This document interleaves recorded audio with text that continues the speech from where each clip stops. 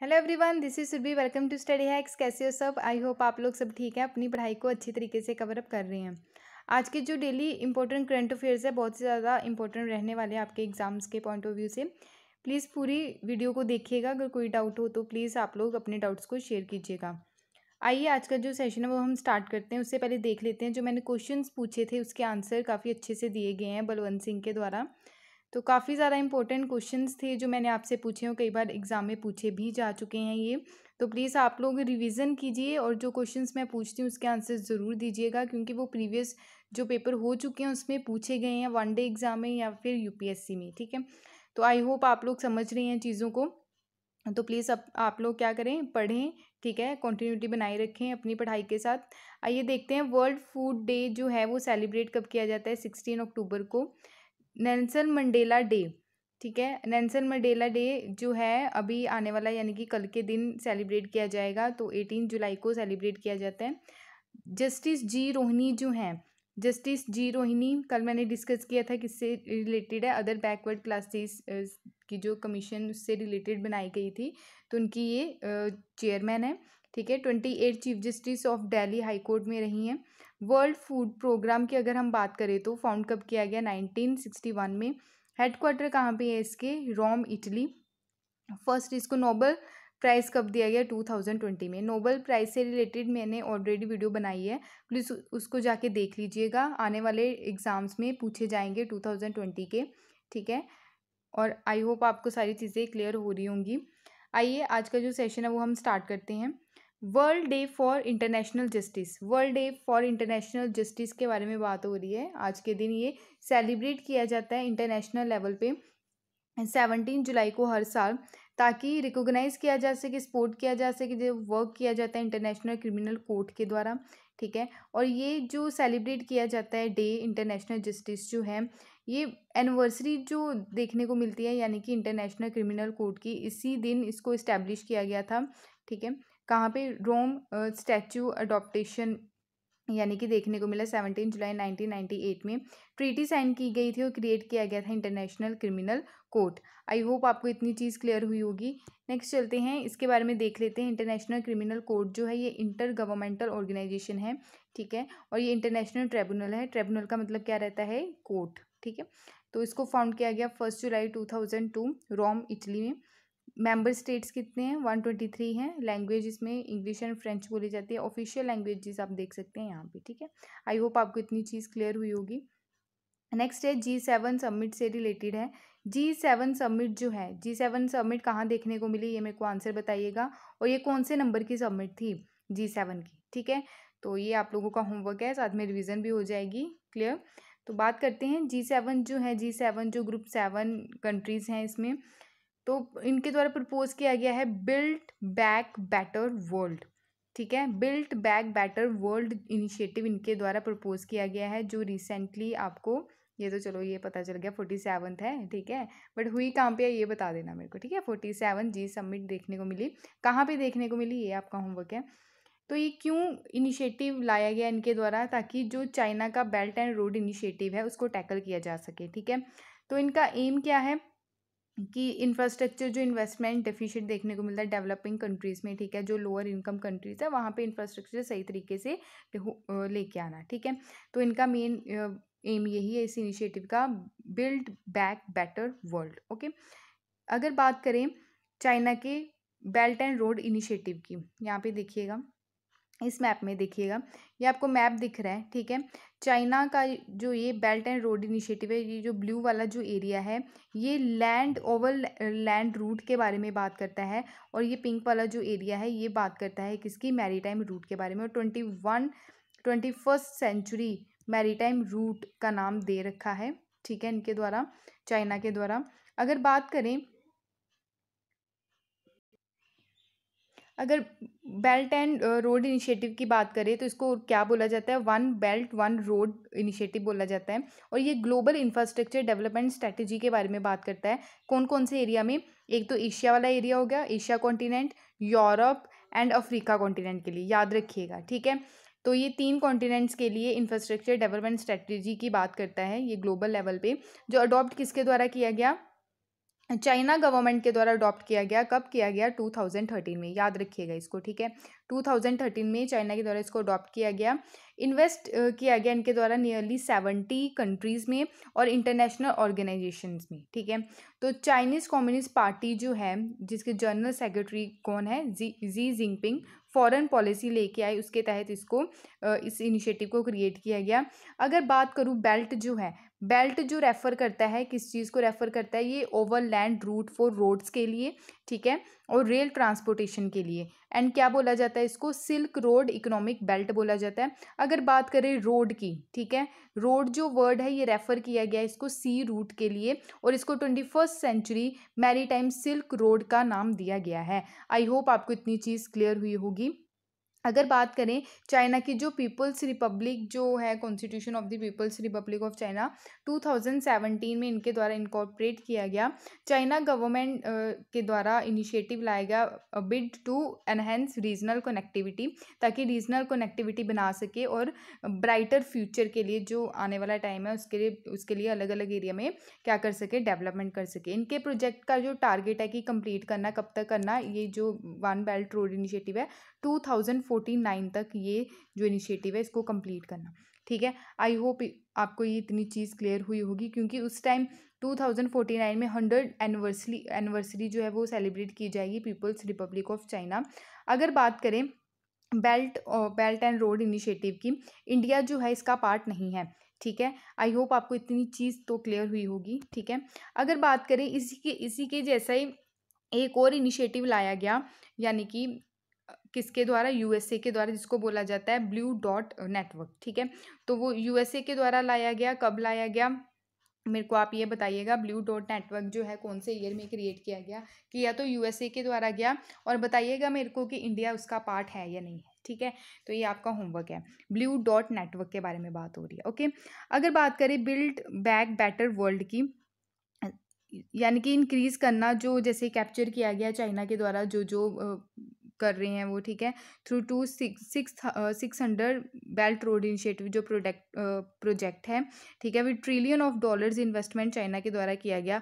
Infrastructure जो plan है, यानी कि इसका जो इंफ्रास्ट्रक्चर जो प्लान है किसके द्वारा लीड, कौन सी कंट्रीज़ को लीड कर रही है? यूएसए। इसको B3W इनिशिएटिव के नाम से भी जाना जा रहा है। ये प्रोवाइड करवाएगा ट्रांसपेरेंट इंफ्रास्ट्रक्चर पार्टनरशिप, यानी कि 40 ट्रिलियन पैसे इसमें देखने को मिलेंगे, जो डेवलपिंग नेशन के लिए अलॉट किए गए हैं 2035 तक। यहाँ पे इंफ्रास्ट्रक्चर क्रिएट करना है अच्छे तरीके से, ठीक है। तो ये बेसिकली एम है इनका, और स्पेंड किए जाएंगे 100 बिलियन ऑफ डॉलर्स। कोलैबोरेशन रहेगा, प्राइवेट सेक्टर भी इसमें इन्वॉल्व रहेगा, ओके, ये ध्यान में रखिएगा।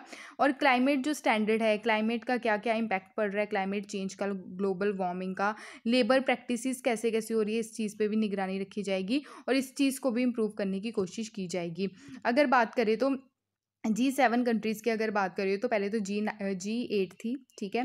तो G8 थी पहले, G7 कंट्री बनी, रशिया को बाहर निकाल दिया गया। क्रीमिया जो इशू था यूक्रेन का, क्योंकि रशिया ने उसको हड़प लिया था ताकि ब्लैक सी में उसका दबदबा बना रहे। तो कब इसको, ये तो हम देखेंगे आगे, ठीक है। तो G7 कंट्रीज़ में कौन कौन सी आती हैं? Canada, France, Germany, Italy, Japan, UK and USA also, okay. अगर बात करें तो G7 जो कंट्रीज़ है उसको क्रिएट कब किया गया? G7 कंट्रीज़ को क्रिएट किया गया 1975 में, ठीक है। मैंने आपको बताया था इस टाइम हमारी कंट्री में इमरजेंसी लगी थी और G7 कंट्रीज़ का भी गठन हुआ था, ओके। मैंने G20, आसियान और सार्क से रिलेटेड ऑलरेडी वीडियो बनाई है कि कैसे आप इसको याद कर सकते हैं, ठीक है। ट्रिक से रिलेटेड है, प्लीज़ उसको आप जाके देखिएगा, क्योंकि यूपीएससी में ऑलरेडी G20 से रिलेटेड क्वेश्चन पूछा जा चुका है। आने वाले जो वनडे एग्ज़ाम है उसमें भी क्वेश्चंस पूछे जाएंगे, ठीक है, ये श्योरिटी है। तो प्लीज़ आप लोग ध्यान रखिएगा, और जो वीडियो मैंने बनाई है related to tricks about SAARC, ASEAN and G20, उसको प्लीज़ जाके देखिएगा, कोई भी डाउट नहीं रहेगा, ओके। तो काफ़ी डिटेल में मैंने डिस्कस किया है, प्लीज़ उसको जाके ज़रूर देखिएगा। लिंक जो है उस वीडियो का मैं डिस्क्रिप्शन बॉक्स में प्रोवाइड करवा दूँगी, और आपको प्लेलिस्ट में भी वो वीडियो मिल जाएगी, ओके। आई होप आपको ये चीज़ें क्लियर हुई होंगी। G20 की बात करें तो अर्जेंटीना, G7 कंट्रीज़ तो इसमें है ही है, उसके अलावा Argentina, Australia, Brazil, China, European union, India, Indonesia, Mexico, Saudi Arabia, south Africa, south Korea and Turkey. अगर बात करें G7 इन मेंबर्स की, 7 मेंबर कंट्रीज़ हैं इसमें। 1975 में इसकी फर्स्ट मीटिंग देखने को मिली थी, ठीक है। 40% जो है ग्लोबल जीडीपी का ये कवर करती है। 1/10 जो वर्ल्ड की पॉपुलेशन है इसको रिप्रेजेंट करती है। 2014 में, ठीक है, ये जो मैंने आपको बताया 2014 में रशिया को सस्पेंड किया गया था, क्रीमिया जो एनेक्सेशन किया गया, ठीक है। आई होप आपको इतनी चीज़ क्लियर हुई होगी। नेक्स्ट चलते हैं। नेक्स्ट है उमंग ऐप के बारे में है, ठीक है। उमंग की फुल फॉर्म देख लेते हैं, अब क्यों न्यूज़ में है ये भी इसके बारे में जान लेते हैं। रिसेंटली ही क्या किया गया, ministry of electronics and information technology, इसके मिनिस्टर कौन है प्लीज़ आप मेरे को बताइए, ठीक है। Ministry of electronics and information technology के मिनिस्टर कौन है, ठीक है। तो इनके द्वारा क्या किया गया है कि इसमें उमंग में नए नए फीचर्स लाए गए हैं रिलेटेड टू मैप सेवाओं से रिलेटेड, ठीक है। मैप जो चीज़ें हैं मैप से रिलेटेड, यानी कि इजीली जो अवेलेबल होंगी चीज़ें उससे रिलेटेड यहाँ पे अपडेट किया गया है। सिटीजन्स को, यानी कि सिटीजन्स सक्षम रहेंगे, एबल रहेंगे फाइंड करने में जो गवर्नमेंट की फैसिलिटीज़ है जो उनके आसपास की लोकेशन में है, जैसे मंडीज़ हो गया, ब्लड बैंक्स हो गए, एक्सेट्रा, ठीक है। ये जो बिल्ड बाय यानी कि बिल्ड किसके द्वारा किया गया, मैप माई इंडिया कंपनी के द्वारा। गवर्नमेंट जो है, गवर्नमेंट इसमें क्या आएगा, गवर्नमेंट ऑफ इंडिया की ऑल जो सर्विसेज हैं, यानी कि all in one single unify secure multi channel multi language multi service mobile app इसमें देखने को मिलेंगे इस ऐप में, ठीक है। प्रोवाइड करवाएंगे, इसमें हाई इम्पैक्ट सर्विसेज रहेंगी related to centre and state. Presently अगर देखें तो अभी तक 2000 से प्लस सर्विसेज यहाँ पे वर्क कर रही हैं, ओके। आई होप आपको इतनी चीज़ क्लियर हुई होगी। नेक्स्ट देखते हैं इसका एम क्या है उमंग का। उमंग जो है इसका एम है कि फास्ट ट्रैक मोबाइल गवर्नेंस जो है वो लेके आना है इंडिया में। उमंग की फुल फॉर्म आप देख लीजिए, unified mobile application for new age governance, इसकी फुल फॉर्म याद रखिएगा, ठीक है, एग्जाम में पूछी जा सकती हैं, ठीक है। अगर बात करें एम क्या है इसका कि फास्ट ट्रैक सर्विसेज प्रोवाइड करवाना रिलेटेड टू गवर्नेंस, ठीक है। अनेबल यानी कि सक्षम होगा, ईज ऑफ लिविंग यानी कि ईजिली तरीके से जो सिटीजन्स हैं वो इंडियन गवर्नमेंट की जो सर्विसेज है जैसे हेल्थ केयर हो गया, फाइनेंस हो गया, एजुकेशन हो गया, हाउसिंग, एनर्जी, एग्रीकल्चर, ट्रांसपोर्ट, ठीक है, तो इजीली ये फाइंड आउट कर पाएंगे, ठीक है, related to employment and skill से रिलेटेड भी। उमंग जो है, उमंग ऐप जो डेवलप किसके द्वारा किया गया, ये डेवलप किया गया नेशनल ई गवर्नेंस डिवीज़न जो ministry of electronic and IT के अंडर आती है। ये पार्ट भी है डिजिटल इंडिया इनिशिएटिव का, ओके। इंटरनेशनल वर्जन जो है उसको भी इसमें काउंट किया गया, इसका इंटरनेशनल वर्जन भी देखने को मिला। उमंग इंटरनेशनल जो लॉन्च किया गया 2020 में, किसकी याद में, यानी कि 3 साल हो गए थे उमंग को, ठीक है। अब आप पता कर सकते हैं उमंग जो ऐप है कौन से ईयर में इस्टेब्लिश किया गया, ठीक है, तो बताइएगा मेरे को, ओके। उमंग जो है बेस्ट गवर्नमेंट सर्विसेज अवार्ड मिल चुका है, जो 6th वर्ल्ड गवर्नमेंट समिट हुई थी दुबई में, ठीक है, फरवरी 2018 में। आई होप आपको इतनी चीज़ क्लियर हुई होगी। नेक्स्ट चलते हैं। अगर बात करें इसमें जो फैसिलिटीज़ रहेगी पेंशन से रिलेटेड, जैसे Jeevan Pramaan, employ provident fund, national pension systems, ठीक है। एजुकेशन से रिलेटेड चीज़ें देखने को मिलेगी, जैसे सीबीएसई, ई पाठशाला, all India council for technical education, Madhya Pradesh board जो रिजल्ट्स हैं, ये सारी फैसिलिटीज़ जो हैं। एग्रीकल्चर से रिलेटेड अदर सर्विसेज जैसे कि passport, pan card, income tax try यानी कि telecom regulatory authority of India, सुगंध यात्रा, ओके। सुगंध यात्रा, आपको ये सारी चीज़ें जो है एक बार देख लेनी है, ठीक है। तो जो जो सर्विसेज प्रोवाइड करवाई जा रही है इस ऐप के तहत वो सारी यहाँ पे मेंशन है, ओके। नेक्स्ट चलते हैं। नेक्स्ट ये स्पीसीज़ है, ठीक है, गैक्को इसको बोला जाता है। ये कहाँ पे पाई गई है, उड़ीसा में पाई गई है। न्यू गैक्को स्पीसीज़ रिसेंटली ही उड़ीसा के जो जंगल हैं, ठीक है, तो वहाँ पे ऑफिशियली अनाउंस किया गया है कि इसको प्रिजर्व किया जाएगा, जो न्यूली डिस्कवर हुई है टाइनी गैक्को स्पीसीज़, ठीक है, जिसका नाम है हेमीफ्लीडोडैक्टिलस, ठीक है। ये फर्स्ट स्पॉटेड कहाँ पे की गई थी, गंजम डिस्ट्रिक्ट उड़ीसा में 2014 में की गई थी। ये न्यू स्पीसीज़ जो है जिसका नाम है हेमीफैलियोडैक्टिलस मिनिमस, ये स्मॉलेस्ट मेंबर माना जा रहा है। इसकी मैक्सिमम जो बॉडी साइज़ है वो कितना है, 6 सेंटीमीटर है, ठीक है। और इसको गंजम स्लेंडर गैक्को भी बोला जा रहा है। ये 7th इंडियन स्पीसीज़ है of the genus and second north eastern Ghat की एंड 41st है ग्लोबली की, ठीक है। तो फर्स्ट नॉन आइलैंड स्पीसीज में से एक है ये, ओके। गैको ये क्या है कि ये रेप्टाइल्स हैं जो पाई जाती है ऑल कॉन्टिनेंट में, बस किसको छोड़ के, कौन से कॉन्टिनेंट को छोड़ के, अंटार्कटिका को छोड़ के। आप मेरे को बताइएगा टोटल कॉन्टिनेंट्स कितने हैं हमारे वर्ल्ड में। ओके, तो ये आपका होमवर्क है। ये इसका जो स्ट्रक्चर हम देखें तो ये कलरफुल लिजर्ड है, ठीक है। हैबिटेट यानी कि ये रहती कहाँ पे, रेन फॉरेस्ट में, डेजर्ट में या कोल्ड माउंटेन स्लोप्स में। ये डिपेंड रहती है यानी कि इसका जो खाना पीना रहता है वो किस पे डिपेंड है, कीड़े मकोड़ों पे, फ्रूट्स पे, फ्लावर्स, नेक्टर्स पे, ठीक है। इंडियन गोल्डन गैको जो है ये नेटिव यानी कि इंडिया में जो रहती हैं, कहाँ कहाँ कौन कौन से एरिया में, तमिलनाडु में, उड़ीसा में, आंध्र प्रदेश में ये रहती है। और ये वाइल्ड लाइफ प्रोटेक्शन एक्ट 1972 जो है, ठीक है, यहाँ पे 1972 आएगा, बहुत बार रिवाइज भी करवा दिया मैंने, ठीक है। तो उसमें ये शेड्यूल फर्स्ट में रखी गई हैं। IUCN रेड लिस्ट में, IUCN की फुल फॉर्म बताइए मेरे को, ठीक है। चलो रिवाइज करो जाके फटाफट से, ओके। चलो ठीक है, IUCN की जो रेड लिस्ट की बात करें तो ये लीस्ट कंसर्न की कैटेगरी में है, ओके। अगर उड़ीसा देखे, उड़ीसा कहाँ पे है, ये मिल गया उड़ीसा, ओके। चलो उड़ीसा कहाँ पे है, इधर है। और इसको स्टेट कौन कौन सी टच करती है, वेस्ट बंगाल, झारखंड, छत्तीसगढ़, आंध्र प्रदेश, तेलंगाना इसको टच नहीं करता, और यहाँ पे बे ऑफ बंगाल, ओके। उड़ीसा की कैपिटल क्या है, भुवनेश्वर, ठीक है। उड़ीसा के मेरे को CM और गवर्नर के नाम बताइए जल्दी से, ओके, कमेंट बॉक्स में, ये आपका होमवर्क है। नेक्स्ट चलो, किसान सारथी स्कीम जो है, ठीक है, ये डिजिटल प्लेटफॉर्म है जिसका नाम है किसान सारथी, जो लॉन्च किया गया है ज्वाइंटली नरेंद्र सिंह तोमर जो हमारे मिनिस्टर हैं for agriculture and farmer welfare के, ठीक है, इनके द्वारा ये लॉन्च किया गया है किसान सारथी। ये क्या करवाएगा, फार्मर्स को इन्फॉर्मेशन प्रोवाइड करवाएगा एक्यूरेट टाइम पे, ठीक है। तो इनिशिएटिव है ये किसान सारथी जो है, ये एम्पावर करेगा फार्मर्स को विद टेक्नोलॉजिकल इंटरवेंशन देखने को मिलेगा, यानी कि टेक्नोलॉजी जो है वो फार्मर्स को सिखाई जाएगी कि कैसे सही टाइम पे सही इन्फॉर्मेशन वो ले सकते हैं, ठीक है। तो रिमोट एरियाज जो रहते हैं, जो पिछड़े हुए जो देश हैं, देश कह रही हूँ, पिछड़े हुए जो एरिया हैं, ठीक है, यहाँ पे डेवलपमेंट नहीं है, तो फार्मर्स क्या कर सकते हैं डेवलपमेंट के लिए भी और एग्रीकल्चर एक्टिविटीज़ के लिए भी ये टेक्नोलॉजी का यूज़ किया जाएगा फार्मर्स के लिए। तो ये इनिशिएटिव लाया गया है, काफ़ी अच्छा इनिशिएटिव्स है अगर हम बात करें तो फार्मर्स के लिए। Indian council of agriculture research के जो साइंटिस्ट हैं उनके द्वारा ये न्यू टेक्नोलॉजिकल इंटरवेंशन लाया गया है, ठीक है। ये मदद करेगा एरिया ऑफ ट्रांसपोर्टेशन में, जो फार्मर्स की क्रॉप फसल वगैरह रहती है कि कैसे फसल जब ये काटेंगे, ठीक है, इसकी जो बिक्री होगी तो ये कहाँ पे लेके जाएंगे, मंडीज़ में लेके जाएंगे।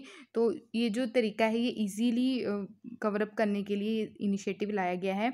आप मेरे को बताइएगा Indian council of agriculture research के हेडक्वार्टर्स कहाँ पे है, कब फाउंड किया गया, इसके चेयरमैन कौन है और ये कौन सी मिनिस्ट्री के अंडर आता है, ठीक है। काफ़ी ज़्यादा इंपॉर्टेंट है ये, ठीक है, क्योंकि अभी भी जो देखने को मिला फार्म जो बिल्स लाए गए, ठीक है, फार्म लॉज जो थे उसके चलते काफ़ी ज़्यादा ये न्यूज़ में था, ओके।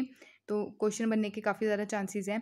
नेक्स्ट है ट्राइलेटरल एक्सरसाइज TTX 2021। ये ट्राइलेटरल है, ट्राइलेटरल यानी कि नाम से पता चल रहा है कि 3 कंट्रीज इसमें इन्वॉल्व है। वो है टॉप डिफेंस ऑफिशियल इंडिया की, श्रीलंका, मालदीव, ठीक है। तो पार्टिसिपेट किया गया इनके द्वारा वर्चुअली पार्टिसिपेट किया गया, ठीक है।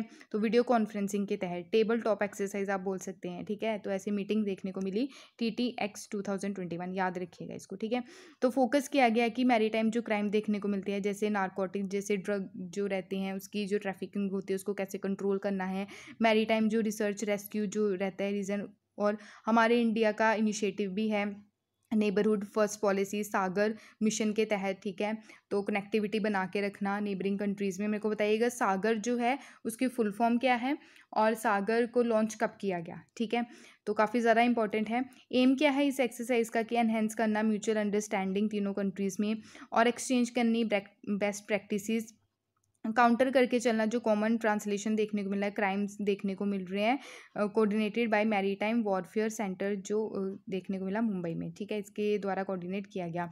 आई होप आपको इतनी चीज़ क्लियर हुई होगी। और मेरे को यहाँ से ये बताइए हमारे जो आर्म फोर्सेस के जो चीफ हैं तीनों आर्म फोर्सेस के, इंडियन नेवी, इंडियन एयरफोर्स और इंडियन आर्मी, तीनों के चीफ मेरे को बताइएगा उनके नाम, ओके।